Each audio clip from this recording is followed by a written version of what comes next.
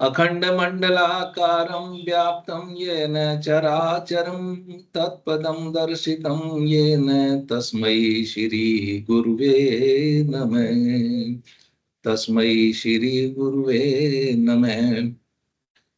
ओम वास्तु पुरुष नमस्तेस्तु भूसय्याभिरत प्रभो मदगहं धन धान्यादि समृद्धि करु सर्वदा। सभी को प्रणाम।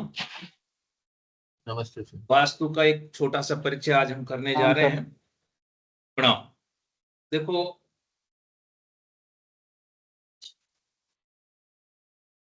ब्रह्मांड का या इस पृथ्वी पर रहने वाला कम से कम कह ही सकते हैं कि हर प्राणी विपत्तियों से परेशानियों से छुटकारा पाना ही चाहता है।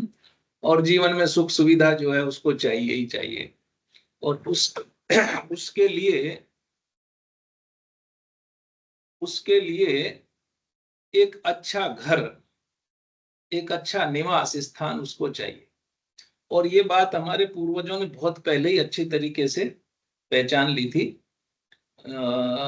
और उसी बात को ध्यान में रखते हुए हमारे ऋषियों ने इस निवास स्थान के निर्माण के संबंध में ऐसी तकनीक जो है डेवलप की, जिनके माध्यम से गृह निर्माण की कला में या विज्ञान में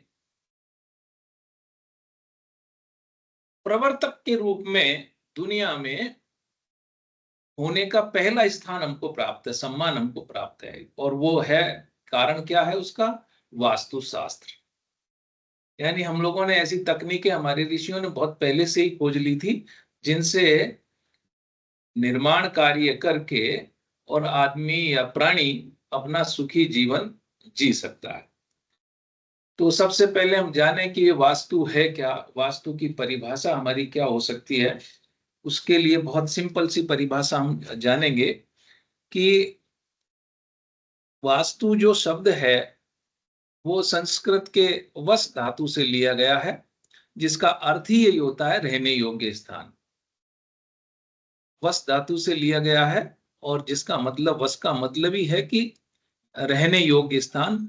और एक कोट भी है इस तरीके का कि वस्ति इति वास्तु, यानी जहां निवास किया जाए, निवास करने वाली जगह है, उसी को ही वास्तु का। एक तरीके से हम ये कह सकते हैं कि भूखंड जो है आपका, उसको ही आप कह सकते हैं यही वास्तु है, क्योंकि वही मनुष्य को निवास करना है।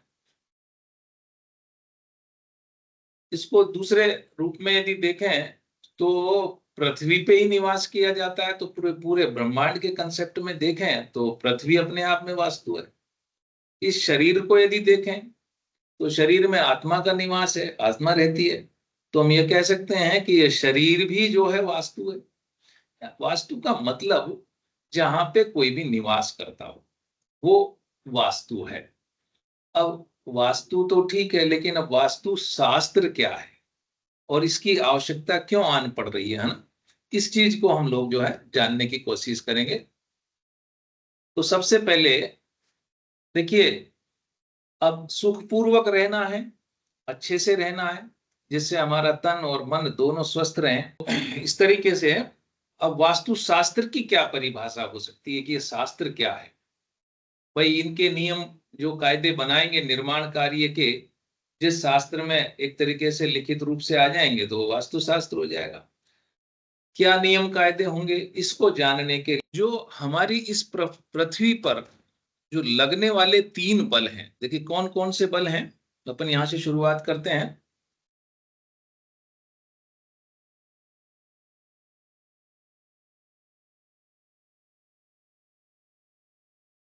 सबसे पहला बल है चुंबकीय बल।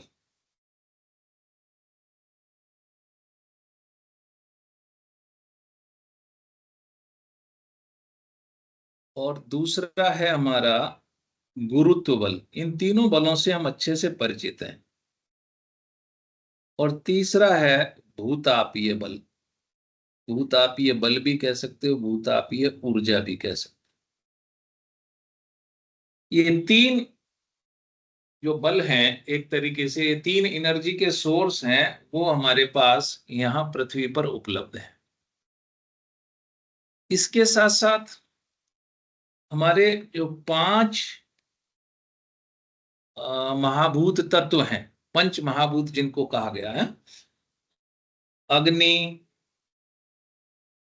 पृथ्वी, वायु, जल और आकाश, ये 5 हमारे पंच महाभूत तत्व हैं। इन तीनों बलों का भरपूर उपयोग करते हुए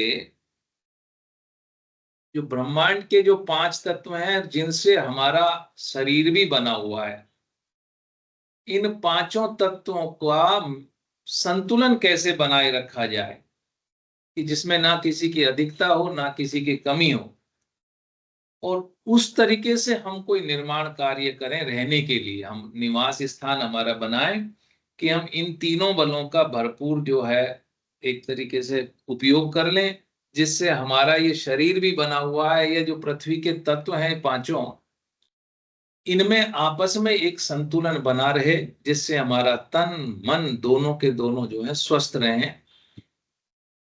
ऐसे निर्माण के लिए जो नियम कायदे बनेंगे, उसी का नाम वास्तुशास्त्र है।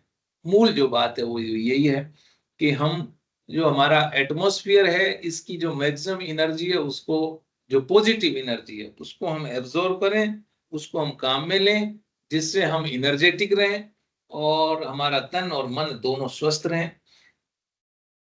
इसके लिए क्या नियम कायदे हैं, ये आपको तय करने हैं, और जो नियम कायदे जिसमें तय हो जाएंगे जिस शास्त्र में, उस शास्त्र का नाम ही वास्तु शास्त्र है। तो बड़ी सिंपल सी परिभाषा है वास्तु शास्त्र की। अब इसको एक पारिभाषिक रूप में यदि आप लिखना चाहें तो बड़ा सिंपल सा, देखो, 5 तत्व तो लिख लो, भले ही अभी आप चाह रहे हो तो, क्यों छोटी छोटी परिभाषाएं हैं। 5 तत्व तथा तीनों बल का सदुपयोग कर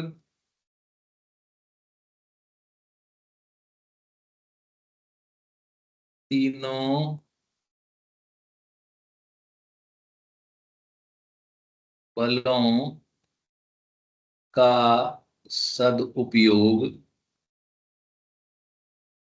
कर मनुष्य मनुष्य के जीवन को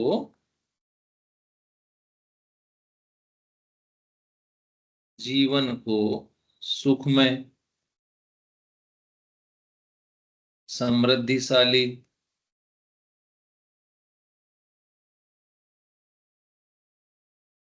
और सुव्यवस्थित, संतुलित,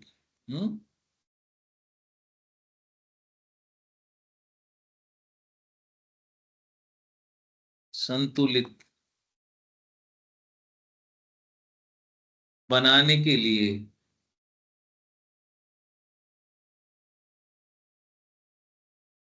जिन नियम कायदों,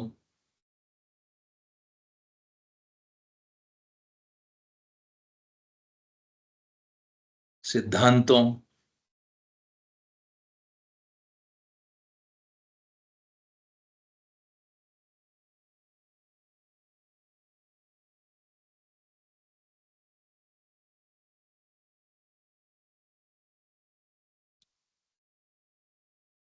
के आधार पर, क्या बोलते हैं,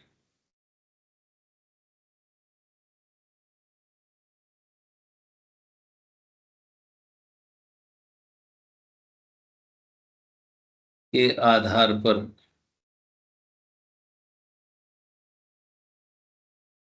भवन निर्माण किया जाता है,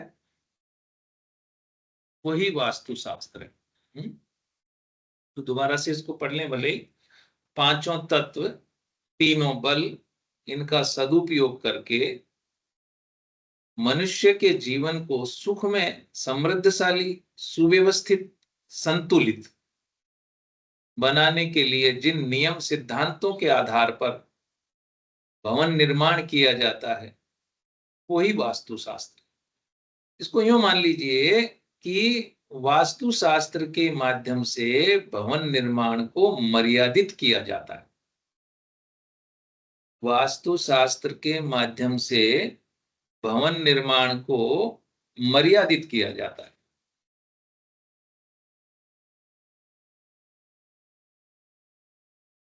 अब मर्यादित कैसे करेंगे, क्या नियम कायदे हैं?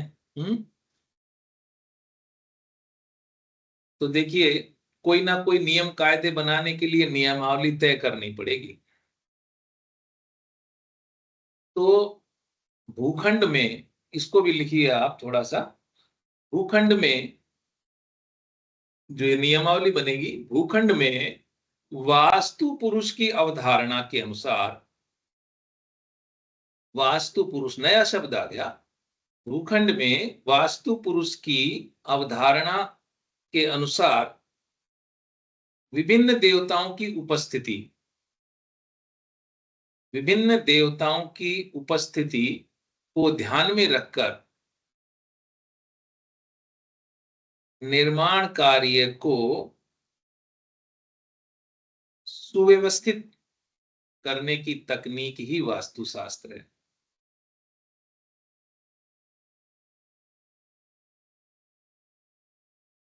कुल मिला के आपको मर्यादित करना है।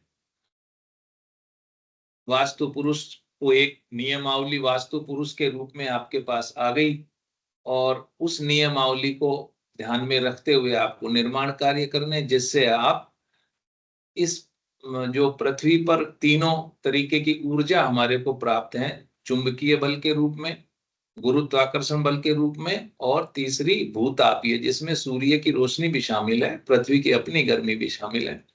ये तीनों ऊर्जाओं को भरपूर, जो हम पॉजिटिव एनर्जी है उसका उपयोग करें, नेगेटिव एनर्जी को कम से कम उपयोग करें।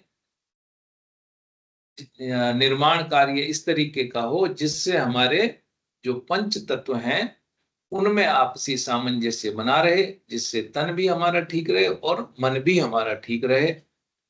इन नियम कायदों को ही वास्तुशास्त्र कहा गया। ठीक, तो ये वास्तुशास्त्र की मोटी मोटी परिभाषा हो गई। अब इनके क्या उद्देश्य हैं, इस पे भी चर्चा की जा सकती है। भाई, उद्देश्य यही है कि हमको अपना जीवन उन्नत करना है।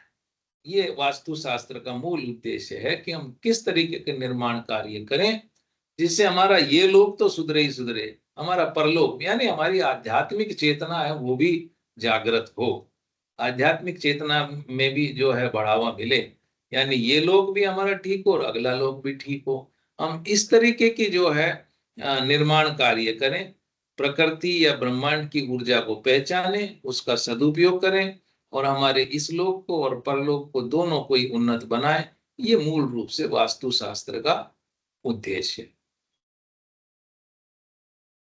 बात पहुंच रही है आप तक? आवाज आ रही है? ठीक, कोई भी एक आदमी बोल सकता जी सर। जी सर, आ रही है सर, आ रही है, आ रही है। Okay okay okay. तो अभी हम जब चर्चा करेंगे, वास्तु पुरुष का जैसे नाम आया था, तो वास्तु पुरुष की एक अवधारणा है, उसमें कुछ देवताओं का जैसे एक भूखंड पर आवास माना गया है, यानी किसी भी भूखंड में कुछ देवता जो है विराजित हमेशा रहते हैं। और वो देवता क्या है? वास्तव में देवता आपकी ऊर्जा नाड़ी के स्रोत हैं या प्रतिनिधि हैं, जिनके माध्यम से हमको ये पहचानने में सुविधा होती है कि कहाँ हमको कौन सी ऊर्जा कितनी यूटिलाइज करनी है ना।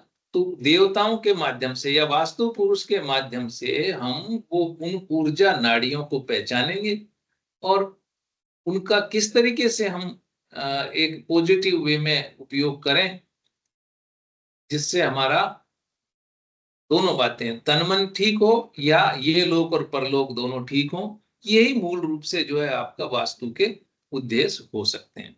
अब देखिए, जब वास्तु क्या है, ये तो बड़ा सीधा सा परिभाषा रही थी कि वस्ति इति वास्तु, जहां बसा जाए वही वास्तु है।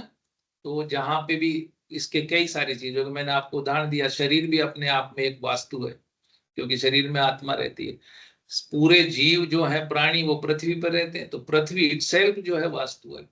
या हम पर्टिकुलर एक जिस भूखंड में रहेंगे एक मकान में रहेंगे तो वो एक पर्टिकुलर जगह वो भी अपने आप में एक वास्तु है। तो ये वास्तु की परिभाषा तो ये हुई। और वास्तु शास्त्र क्या हुआ, हमको बैलेंस बनाना है पंच तत्वों में और ऊर्जा में, जिससे ये पंच तत्व, देखो जैसे ही इनबैलेंस होगा तन भी गड़बड़ हो जाएगा। आपका शरीर का जो है पांच तत्व, इनमें यदि आपका इनबैलेंस हो गया तो निश्चित मान लीजिए ना तो आपका तन ठीक रहने वाला ना मन ठीक रहने वाला। यदि तन और मन को ठीक रखना है तो आपको इन दोनों चीजों को समझते हुए तीनों ऊर्जाओं को और ऊर्जाओं को कैसे पहचानना है, ये ऋषियों ने व्यवस्था की कि वास्तु पुरुष ला दिया बीच में कि वास्तु पुरुष में देवताओं का निवास है और वो देवता अलग अलग ऊर्जा नाड़ियों के द्योतक हैं, जिनसे हम उनको पहचान सकते हैं कि कहाँ किस तरीके की ऊर्जा जो है पॉजिटिव मिल रही है, और उन्हीं के अनुरूप हमको निर्माण कार्य करना है। तो अब बात आ रही है कि वास्तु शास्त्र में वास्तु पुरुष जो है एक तरीके से वो आपको नियमबद्ध करते हैं। अब वास्तु पुरुष क्या है, देखो मत्स्य पुराण में एक कथा आती है। अभी मैंने थोड़े दिन पहले शिव पुराण पढ़ा था, उसमें भी ये कथा थी। वैसे बाकी मत्स्य पुराण में तो है ही कि पृथ्वी को आतंकित करने वाला एक राक्षस पैदा हुआ। मत्स्य पुराण में भी ये कथा है और शिव पुराण में भी कथा है कि पृथ्वी और आकाश को आतंकित करने वाला एक असुर जो है,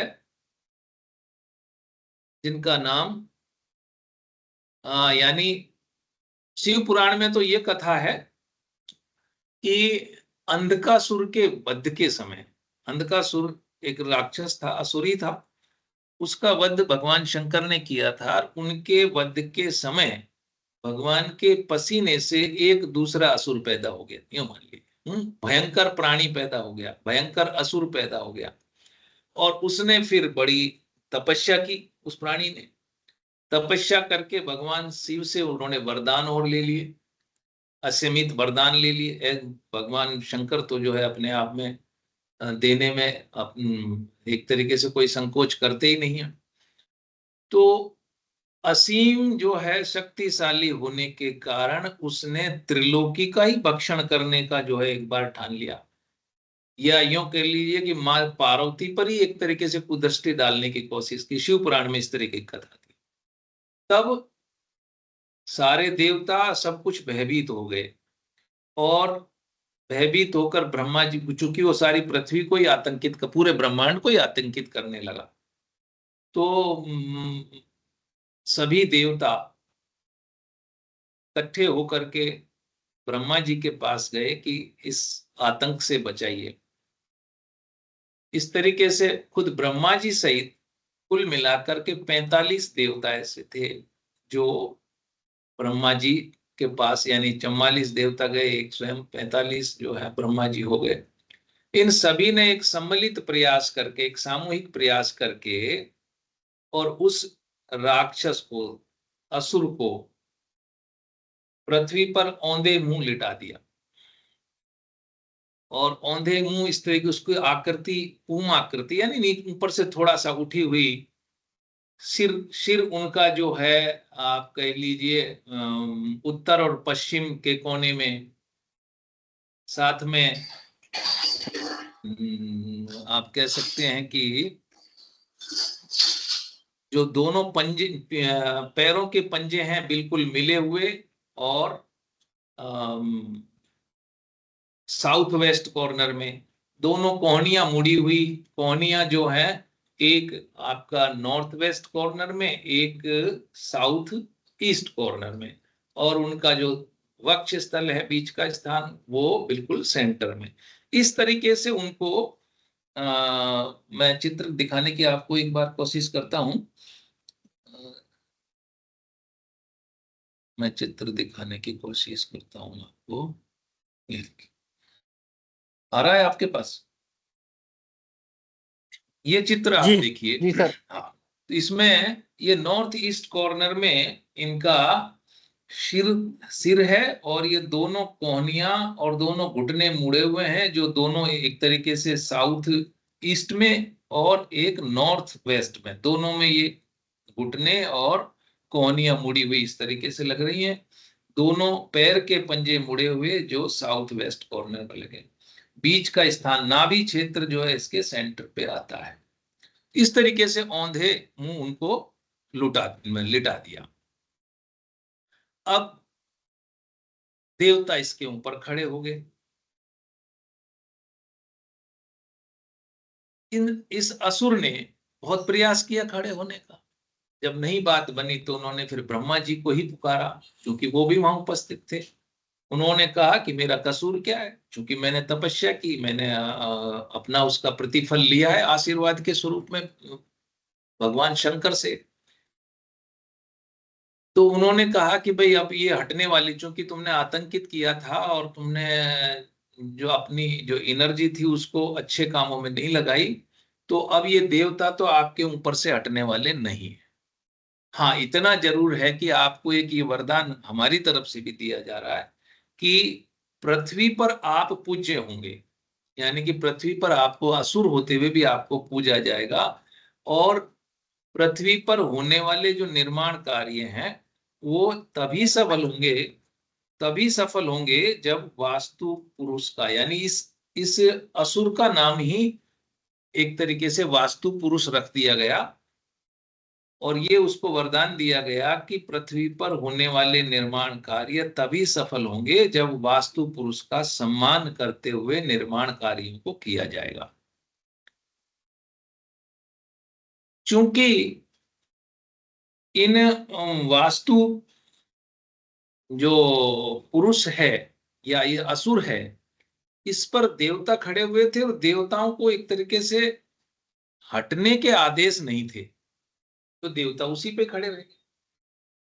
तो बिल्कुल सीधी बात यह है कि किसी भी भूखंड में आज भी वास्तु पुरुष है, और उस वास्तु पुरुष के ऊपर 45 देवता एक तरीके से खड़े हुए हैं। उस असुर में देवत्व का एक तरीके से वास हो गया। असुर था लेकिन उसके ऊपर चूंकि ये खड़े हुए हैं देवता, तो देवत्व का एक तरीके से आधान उसमें हो गया। किसी भी भूखंड में ये 45 देवता जो हैं आपके रहते ही रहते हैं। तो अब ये जो 45 देवता हैं, या यूं कह लीजिए ये 45 देवता ही ऊर्जा के नाड़ी हैं, ऊर्जा की नाड़ियां हैं जो आपको ऊर्जा के प्रवाह का संकेत देती हैं कि यहां पर इस तरीके की ऊर्जा आपको मिलेगी।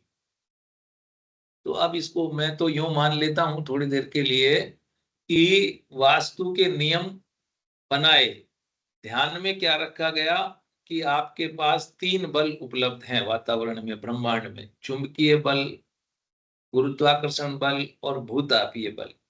इन तीनों का आपको सदुपयोग करना है, पंच महाभूतों में बैलेंस बनाना है। अब ये सारी बातें जनता कैसे स्वीकार करेगी? तो जो जनता है, ऋषियों ने ये मान लिया था कि हमारी धर्म भीरू जो भारतीय जनता है उसको आज्ञा पालन यदि करानी है तो आपको इस तरीके की अद्भुत रचना करनी पड़ेगी।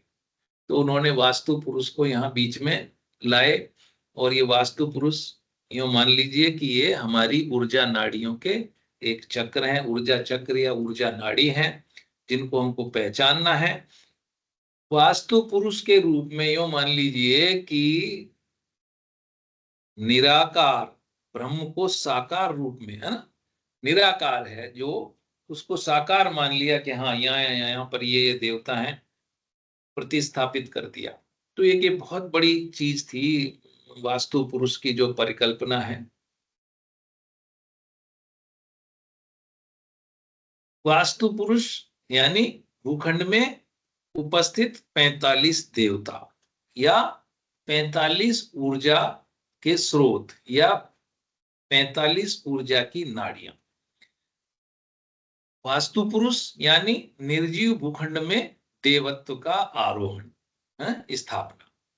निर्जीव भूखंड है लेकिन उसमें देवताओं का वास, तो एक तरीके से सजीव हो गया, वो सजीव हो उठा, भूखंड आपका सजीव है। और वास्तु पुरुष यानी निर्माण की नियमावली। 3 मोटी मोटी बातें की वास्तु पुरुष के रूप। भूखंड में उपस्थित 45 देवता हैं और निर्जीव भूखंड को एक तरीके से आपने सजीव बना दिया इसके माध्यम से, और निर्माण की नियमावली। ये तीन चीजें हमारी बात आई कि वास्तु क्या है, वास्तु शास्त्र क्या है, और वास्तु पुरुष क्या है। तीनों बातें एक ही साथ में जुड़ी हुई हैं। अब कुछ हमारे ऋषि मुनि रहे हैं जो इस वास्तु के प्रवर्तक रहे हैं, उनके नामकरण आपको आने चाहिए। और कुछ हमारे ग्रंथ हैं, उन ग्रंथों के आपको नाम पता होना चाहिए।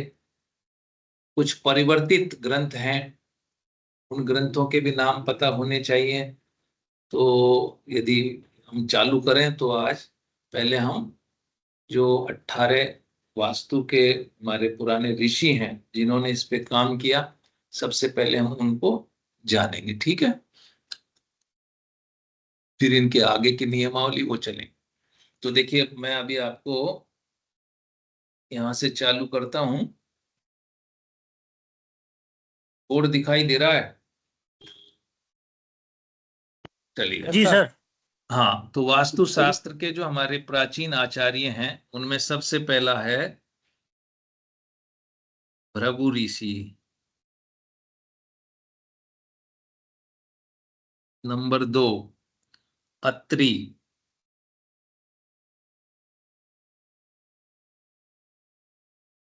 Number 3 Vashishtha.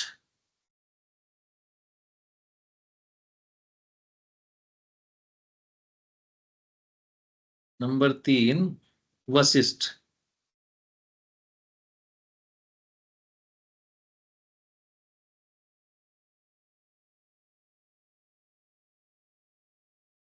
Number 4 Vishwakarma.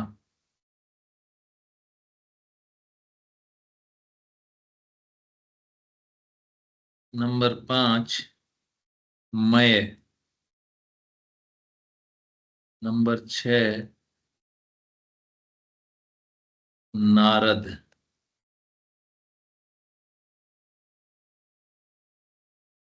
Number 7 आप आ जाइए, नंबर 7 में नग्न जित।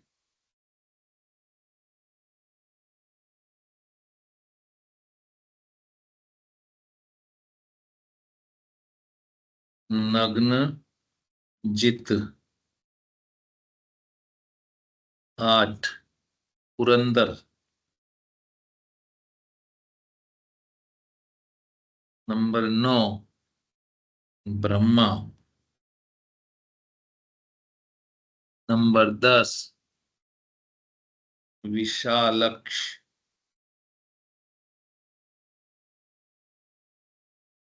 Number 11 Kumara. Number 12 Nandish. Number 13 Shaunak.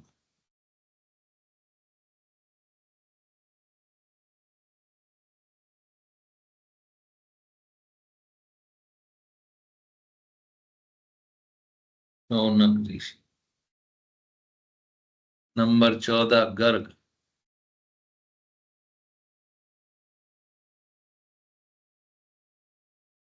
Number 15 Vasudeva.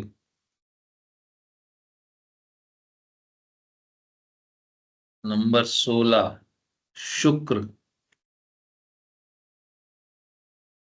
Number 17 Brihaspati. और नंबर 18 अनिरुद्ध।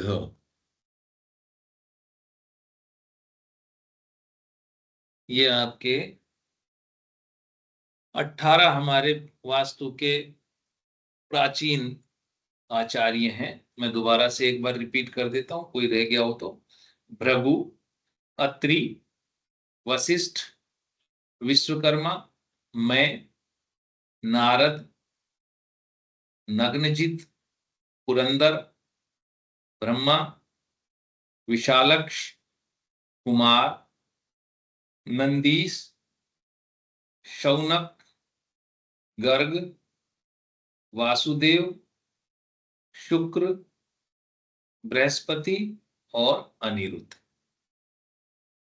ये हमारे उसके ऋषि हैं, जो आचार्य रहे, जिन्होंने इस पर काम किया।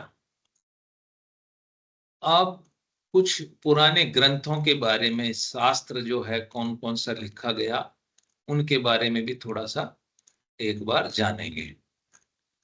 ठीक है, तो अब आ जाइए आप, इनके जो पुराने ग्रंथ हैं, है ना, उस पे आ जाइए। सबसे पहले पुराने जो ग्रंथ हैं आपके वास्तु शास्त्र के, जो प्राचीन ग्रंथ हैं, उन पे आ जाइए। सबसे पहले, सबसे फर्स्ट जो है सम्रांगण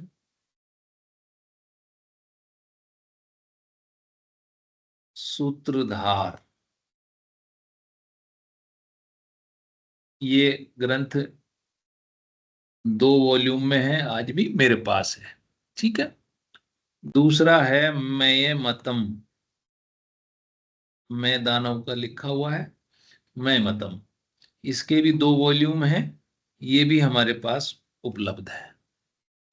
तीसरा है विश्वकर्मा प्रकाश,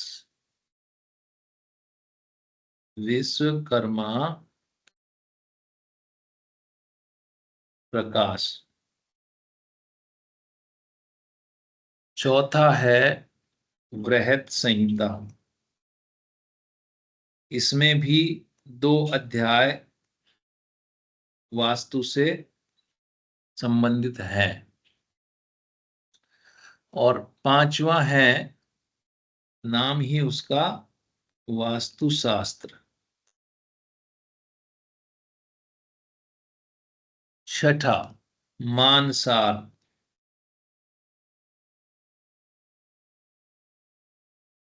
सातवां प्रमाण मंजरी।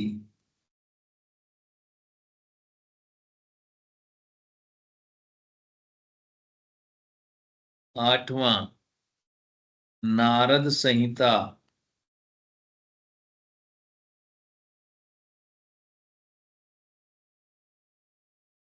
नवां जय प्रच्छा, जय प्रच्छा। 10 अपराजित प्रच्छा,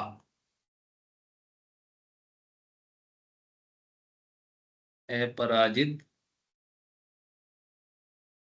प्रच्छा। ये 10 जो हैं वास्तु के जो मूल ग्रंथ हैं, इनमें से हमारे पास जो है लगभग लगभग, देखो, सम्रांगण सूत्रधार है, मयमतम है, विश्वकर्मा प्रकाश है, बृहत संहिता भी है, और प्रमाण मंजरी है, वास्तु शास्त्र है, नारद संहिता है। तो अभी ये एक, ये मानसार नहीं है, जय प्रच्छा नहीं है, पराजित प्रच्छा है नहीं, उपलब्ध हो सकती है, कभी हमने ज्यादा ट्राई नहीं करी, पहले देखी थी तो नहीं मिली थी। अब ये तो ग्रंथ हुए मूल, जिनमें 2 वॉल्यूम है, देख सकते हैं आपकी कितना बड़ा शास्त्र है, मतलब 500 700 पेज के 2 वॉल्यूम। अब इनके कुछ परिवर्तित ग्रंथ हैं, परावर्तित जिनको कहना चाहिए, कि इन्हीं में से कुछ कुछ बातें निकाल करके शॉर्ट रूप में उनको थोड़ा छोटा करके और सार लेकर के कर दी। तो वो कुछ ग्रंथ हैं जो आपको, इनमें सम्रांगण सूत्रधार है, मयमतम है, इनमें सूत्र हैं लेकिन थोड़े जटिल हैं। अब इनको जो परावर्तित जो हमारे ग्रंथ हैं, उनमें आप मूल रूप से लिखिए।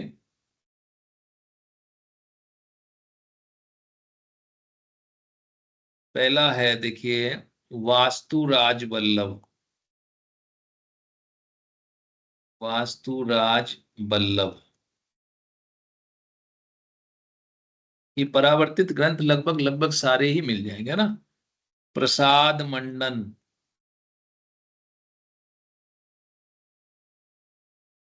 तीसरा है रूप मंडन। प्रसाद का मतलब भी वही होता है, भवन ही। रूप मंडन। चौथा है शिल्प रतन।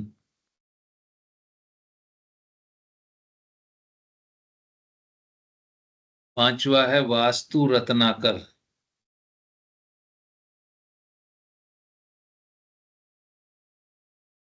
अभी जैसे हम, ये भी एक ग्रंथ ही बन गया, जैसे वास्तु चिंतामणि तो बन ही गया, अभी हमारे पास जो आईकास की उपलब्ध है। मुहूर्त गणपति।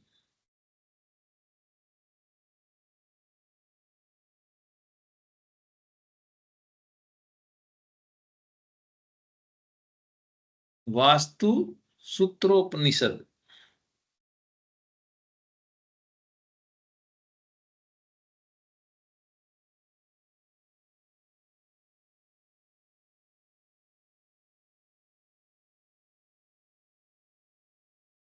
और अंतिम में आप ले लीजिए बृहद वास्तुमाला।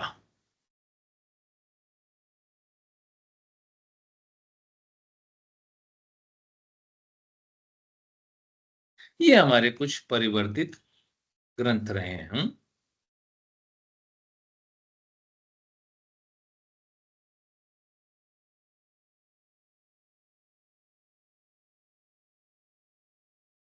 तो हमारे पास बात दो तीन तरीके की हो गई। वास्तु क्या है, शास्त्र क्या है, और वास्तु पुरुष क्या है।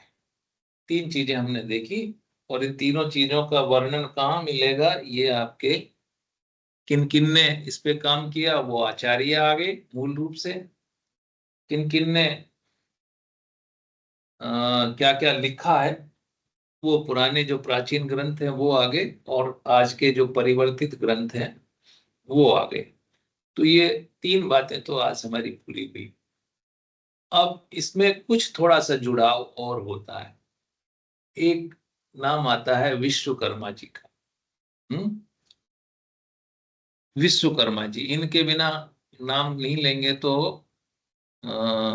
तो भी वास्तु की चर्चा पूरी नहीं होगी। विश्वकर्मा जी यानी निर्माण कार्य करने वाले तो यही हैं। इनके बारे में कई सारी चीजें हैं। इनका परिचय यदि दें तो आप परिचय लिख भी लीजिए। देखो, ब्रह्मा जी के मानस पुत्र हैं। ब्रह्मा जी के मानस पुत्र हैं। ब्रह्मा जी जो मन में सोचते हैं उसको मूर्त रूप ये उतार देते हैं, ये इनकी खास बात है। और बृहस्पति के ये भांजे हैं। बृहस्पति के ये भांजे हैं। सबसे छोटे अष्टवसु प्रभास के पुत्र हैं।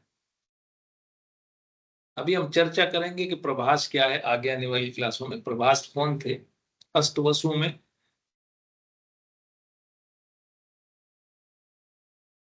प्रजापति दक्ष के 60 कन्याएं हुई थी। उन 60 कन्याओं का विवाह उन्होंने अलग अलग ऋषियों के साथ और इनके साथ किया था।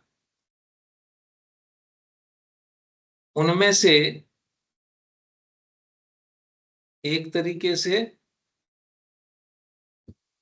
वसु नाम की जो कन्या थी उनका प्रभास के साथ में हुआ था, विवाह हुआ था। और उससे जो उनके जो सबसे छोटे पुत्र हैं वो विश्वकर्मा जी हैं। इस तरीके की बात है। वो अपन जब पूरी सृष्टि की चर्चा करेंगे तब ये भी करेंगे कि ये सृष्टि किस तरीके से बन के आई है। ये देवताओं के जब जानकारी करेंगे तो, है ना। सभी देवताओं की जो सभा है उनका निर्माण करने वाले भी ये विश्वकर्मा जी है। और इसको इनको यूं भी कहना चाहिए कि इस भूमंडल के पहले आर्किटेक्ट हैं, पहले वास्तुविद, भूमंडल के प्रथम वास्तुविद। यानी इन्हीं कोई निर्माण कार्य करने की जानकारी थी ही इनको। और देखो, ब्रह्मा जी द्वारा इनको बिना किसी राज भय के बिना किसी राजदंड के भय के तकनीकी पक्ष को रखते हुए निर्माण कार्यों को कराने की जिम्मेदारी एक तरीके से उनको सौंपी गई थी। ठीक है ना भाई, उनको निर्माण कार्य के कराने की जिम्मेदारी सौंपी गई थी।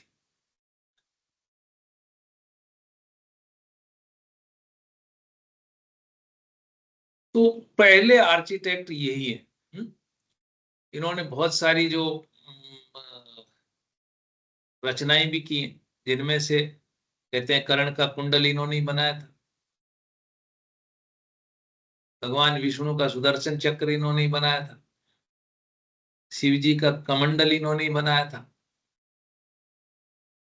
यमराज का जो काल दंड है वो भी इन्होंने ही बनाया था, लंका, द्वारिका, इन सब का निर्माण इनकी देखरेख में हुआ। कुछ गलतियां भी रही होंगी कि लंका भी ध्वस्त हुई, द्वारिका भी नहीं रही,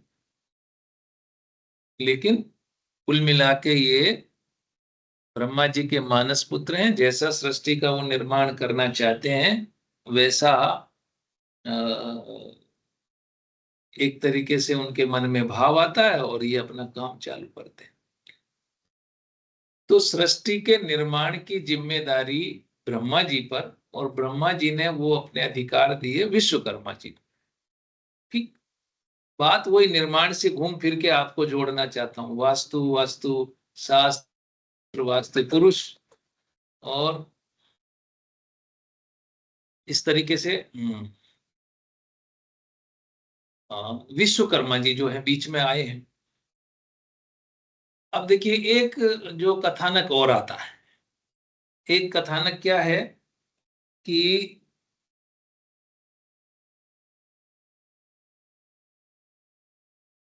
पृथ्वी के प्रथम जो प्रथम राजा कह लीजिए, किंग, राजा पृथु, राजा पृथु जो हैं वो हुए, उन्होंने क्या है कि पृथ्वी को अपने हिसाब से जो उबड़ खाबड़ जमीन थी उसको ठीक से करना चालू कर दिया। फिर उनको राजा पृथु को ये आदेश मिला कि भाई आप जाओ और यहाँ एक तरीके से जनता की बसावट करो और उनको रहने योग्य बनाओ इस जमीन को भी। तो पृथ्वी को रहने के लायक बनाने के लिए वो उन्होंने पृथ्वी का थोड़ा दोहन किया। जैसे आज की तारीख में करें कि भाई चलाओ फटाक से बनाना है, कोई टीले हैं, ये है वो है, तो लगा दी जेसीबी, अपना जो एक्सकेवेटर लगा दिए, तो उन्होंने धुआंधार अपना काम चालू कर दिया। पृथ्वी को लगा कि यार तो मेरा शोषण कर रहे, इस तरीके से बेतरकीब तरीके से थोड़ी जो है निर्माण किया जाएगा। तो पृथ्वी जो है ब्रह्मा जी के पास चली गई, और ब्रह्मा जी ने राजा पृथु को बुलाया और पृथु को यह आदेश दिया कि भाई मनमाने तरीके से निर्माण कार्य नहीं करोगे, मनमाने तरीके से निर्माण कार्य नहीं करोगे, तो क्या करें। तो उन्होंने उनको कहा कि भाई, उन पे चेक लगाया विश्वकर्मा जी का कि आप विश्वकर्मा जी जैसा कहें उस तरीके से काम करो। तकनीकी पक्ष रखेंगे कौन? विश्वकर्मा जी। और तीसरा कि जो आर्किटेक्ट हैं विश्वकर्मा जी, वो भी जो शक्तियां हैं उनको पाकर के कभी निरंकुश नहीं हो जाए, तो उनके ऊपर एक चेकलिस्ट लगा दी वास्तु पुरुष की। निर्माण कार्य कराना चाहता है राजा पृथु, और कराएंगे किसके माध्यम से? विश्वकर्मा जी के माध्यम से। लेकिन विश्वकर्मा जी बिल्कुल स्वच्छंद न हो जाए, उसके लिए नियम कायदे बना दिए वास्तु पुरुष के रूप में। तो बड़ा सीधा सिस्टम हो गया कि भाई नियमावली आपके पास है। जैसे अब यहां यदि हम माने तो इसको मैं यूं कह सकता हूं कि ये एक स्लाइड आपके पास जा रही है, तो देखिए सृष्टि के निर्माण के लिए अब आप यहां देख लीजिए, ये ब्रह्मा जी हैं, इनका दायित्व है कि भाई एक सृष्टि की रचना करें। राजा पृथु जो है भेजे हैं काम करवाने के लिए। देख रेख कौन करेंगे? विश्वकर्मा जी, ये विश्वकर्मा जी। और तीसरा नियम जो क्या रहेंगे, ये वास्तु पुरुष के रूप में रहेंगे। ठीक है ना? मतलब आपके पास पूरे निर्माण की सिस्टम जो है एक तरीके से डेवलप कर लिया कि कोई भी जो निर्माण कार्य होगा वो वास्तु पुरुष के माध्यम से जो ऊर्जा नाड़ी चक्र हैं उनका ध्यान में रखते हुए निर्माण कार्य करें, जिससे आपका तन मन सब कुछ स्वस्थ रहे और आपका आध्यात्मिक चेतना भी आपकी बढ़े, जिससे आपका इस लोक के साथ साथ में जो आने वाला लोक है, परलोक जिसको कहना चाहिए, वो भी आपका सुदृढ़ बने, वो भी सुधरे। उस तरीके के निर्माण कार्य किए जाएं। तो इनमें जो अपना शास्त्र को एक तरीके से नियोजित किया गया है, उसकी चर्चा हमने आने वाले 5 महीने में करनी है। तो आज की बात का केवल इतना सा ही सार है, आपको यहाँ तक की बात समझ में आ जाए। एक चाहे तो मैं थोड़ा सा आपको दिशा ज्ञान के बारे में एक जो पर्टिकुलर बात है वो कर लेते हैं। दिशा दिशा की बात हम कर लेते हैं आज, है ना। और तो दिशा में एक जो है अभी ज्यादातर तो आप परिचित हैं ही दिशाओं से। हम्म।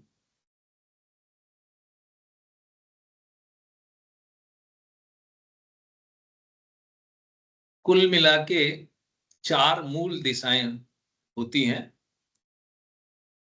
जो चारों से आप परिचित हैं। नॉर्थ, ईस्ट, साउथ और वेस्ट। ये शायद इसमें मार्क तो नहीं होंगी।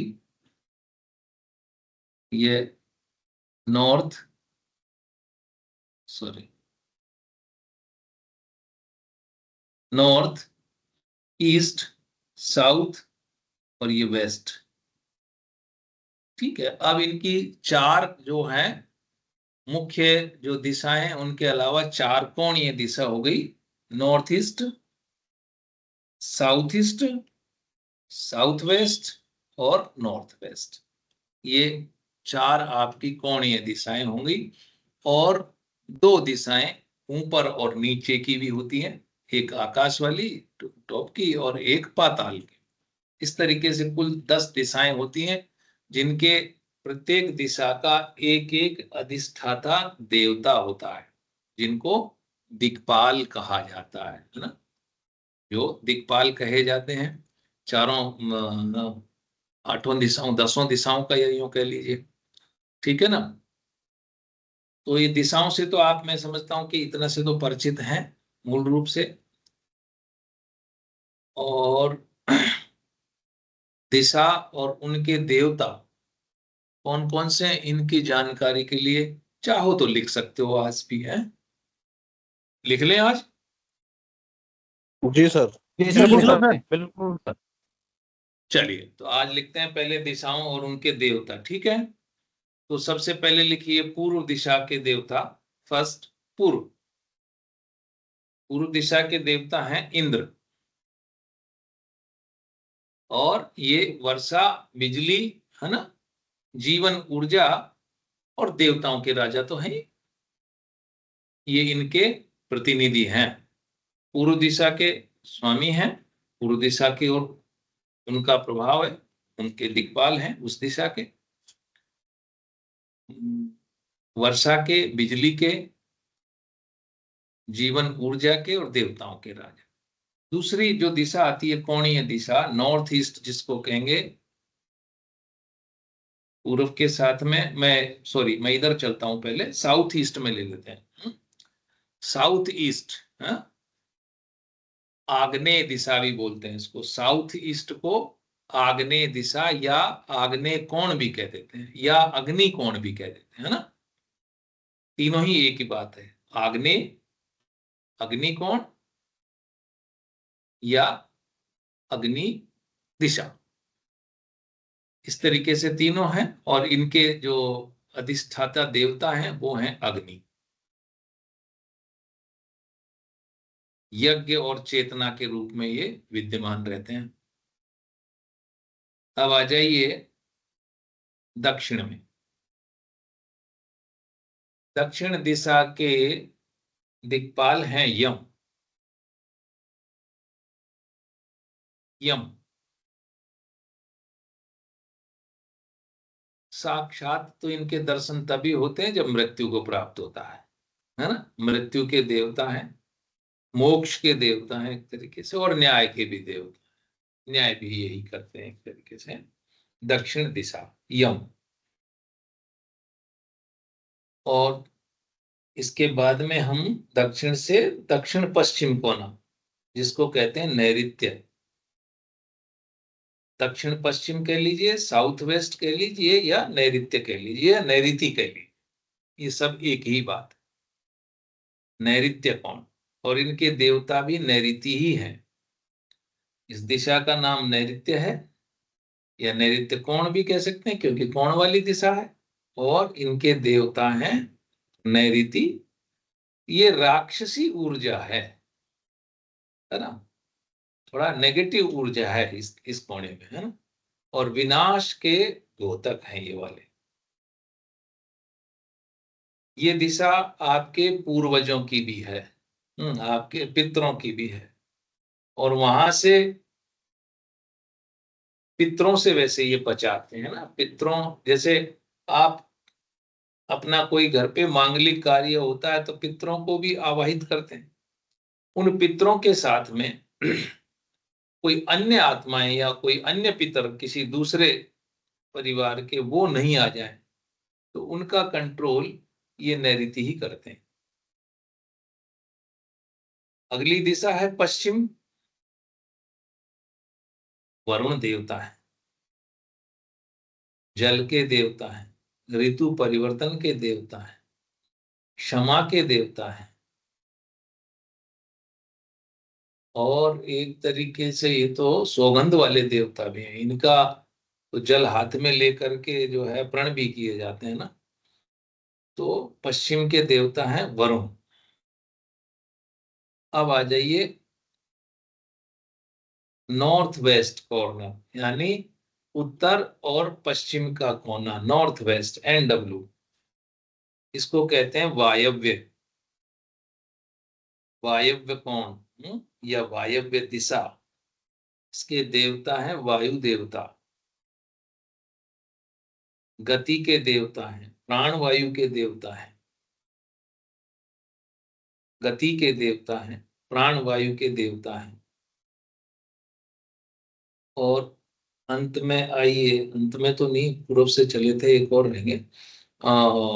उत्तर में है कुबेर, धन के देवता हैं और यक्षों के राजा हैं कुबेर। उत्तर दिशा धन देने वाली दिशा, जितना धन मिलता है इस दिशा से मिलता है। आगे चर्चा करेंगे इस दिशा की जब बात करें। इसमें दिशाओं का ही बड़ा महत्व है।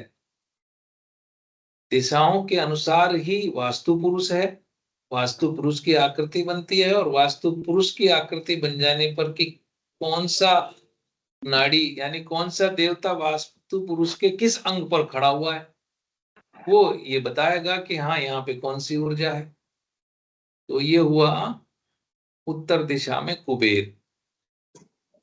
फिर आता है अंत में ईशान, north east, north east corner या उत्तरी पूर्वी कोना, ईशान कोण। ज्ञान का, अध्यात्म, ईश इनके जो हैं वो शिव, इनके देवता हैं ईश, शिव, ज्ञान के और अध्यात्म के एक तरीके से देवता है।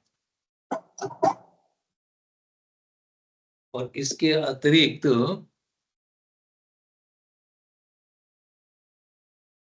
ऊपर के हैं ब्रह्मा, सृष्टि के कर्ता ही हैं, तो वेदों के रचयिता, सृष्टि के कर्ता, सृष्टि के रचने वाले, ऊपर के ब्रह्मा और नीचे पाताल, है ना, वासुकी, नागों के राजा वासुकी। तो इस तरीके से हमारी ये 10 दिशाएं और इनके 10 दिक्पाल।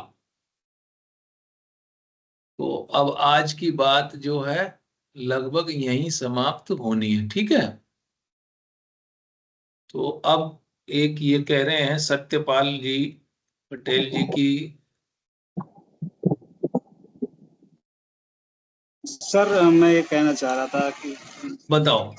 के जो देवता है ना उनका नाम दोबारा से रिपीट करेंगे। हाँ बताओ, कौन से वाले देवताओं के, जो अभी अपन ने दिक्पाल बताए जिनके? नॉर्थ वेस्ट के देवता सर।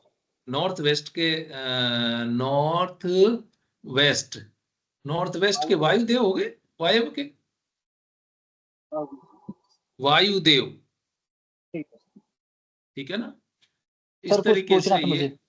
है जी। हाँ बोलिए अविनाश जी, बोलिए। सर ये हाँ जितने भी बोलिए। ग्रंथ लिखवाए आपने, हाँ इनमें से सर सबसे पहले कौन सा ग्रंथ हमको लेना चाहिए जो हमको आसान भी रहे, समझ में भी आ मैं जाए? मतम और सम्रांगण सूत्रधार, ये 2 ले लेने चाहिए। सम्रांगण सूत्रधार और मैं मतम, ठीक है सर। ठीक है ना। ठीक है सर। और सर थोड़ा सा बताइए नोट्स के भेज दे तो ज्यादा आसान रहेगा। जी। नोट्स के पीडीएफ अगर भेज दिया जाए तो सर थोड़ा सा आसान रहेगा, लिखने में थोड़ी दिक्कत रहती है सर। हाँ थोड़ी दिक्कत रहेगी, लेकिन मैं उतना आसान नहीं बनाना चाहता। नहीं लिख लेंगे सर, लेकिन थोड़ा वो हो जाता है सर। क्योंकि जितना आसान बना दूंगा ना मैं इसको, उतना ही लापरवाह हो जाओगे। ये जो मैं शब्द है कर सक... सारे शब्द लिखने का मन करता कोई है बात सर, नहीं, लेकिन आप दोबारा रिपीट करेंगे तो भी मैं फिर से बता सकता हूँ। आपको कहीं कोई उसमें रहा हो तो मेरे को बताइए, मैं आपको फिर से बता देता हूँ, है ना। ठीक है। कोई आपके पास रहा हो तो मैं बता देता हूँ। कोशिश करेंगे, आपको उपलब्ध कराएंगे बाद में, लेकिन अभी आज मैं उपलब्ध नहीं करूंगा कि सीधा यदि मेटेरियल दे दिया तो आप लोग देखिए, जब तक खुद अपने हाथ से इन देवताओं को खुद विराजित नहीं करोगे, देवता आप पर कृपा करेंगे ही नहीं, ये मान लो आप। सर जी। आप जब तक वास्तु पुरुष में 45 देवताओं को अपने हाथ से 1 बार, 5 बार, 10 बार नहीं बिठाओगे, तब तक तो ना तो आपको इनके नाम याद रहने, 45 देवताओं के अभी 27 नक्षत्र याद करने में ही वो लग जाता है। तो ये तो 45 देवता हैं और इनको सही लोकेशन वाइज ये यहाँ पे है, ये आपको प्रैक्टिस करनी पड़ेगी और यहाँ पे एक बार तो लिखना ही पड़ेगा ना।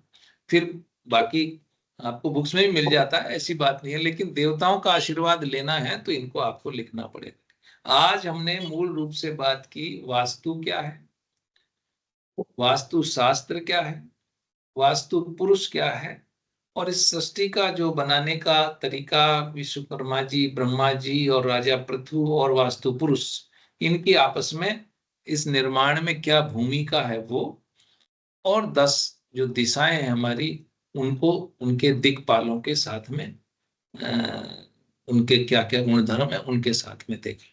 तो अब आज की बात यहीं समाप्त करेंगे। अब दूसरा देखिए।